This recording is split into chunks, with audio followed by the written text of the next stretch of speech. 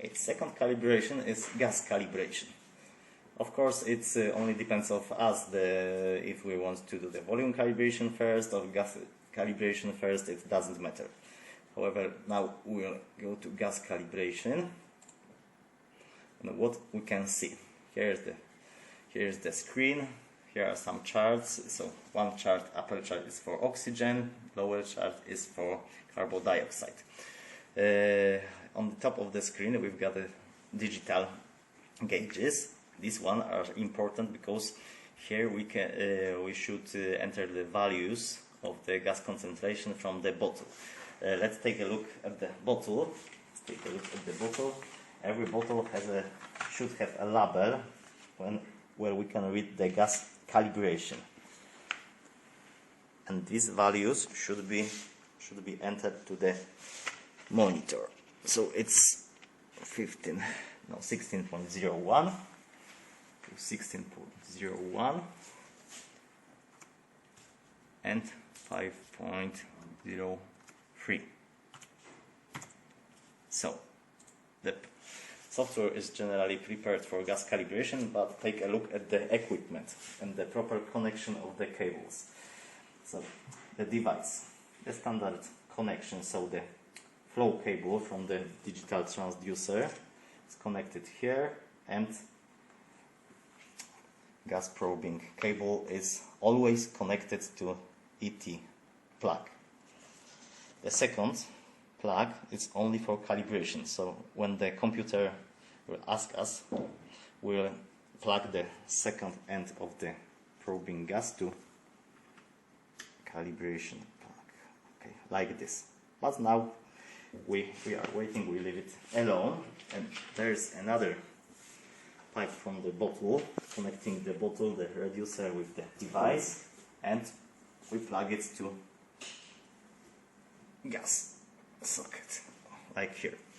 And this cable can be connected for every time, it doesn't matter, because the bottle can stay by the device, it can be connected all the time, it doesn't matter. There are special valves inside the device which just are closing the gas and opening the gas. So let's take a look at the bottle once again. We've got the main valve and the indicators. One indicator shows the total pressure in the bottle. The second one shows us the flow of the gas.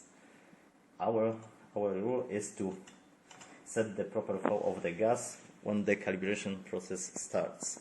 Not now yet, because gas is not flowing. But we can open the main valve and let's start the gas calibration. The first step of gas calibration is ventilation. So at this moment the free end of the probing cable should stay on the table, a part of the bottle, a part of the device, and we have to take a look if nobody is blowing to the pipe.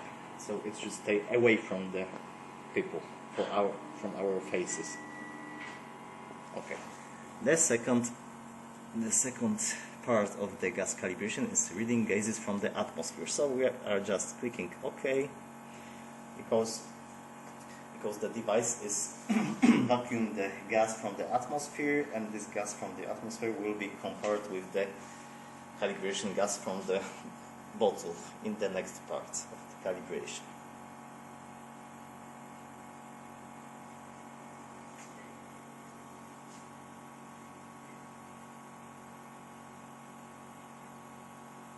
Okay, and now it's most important moment and most complicated, so we had to read carefully what is written on the screen. So correct, connect the end of the gas to the port of the device and unscrew the cylinder valve. So let's take a look at the cylinder valve at this moment. So main valve is opened.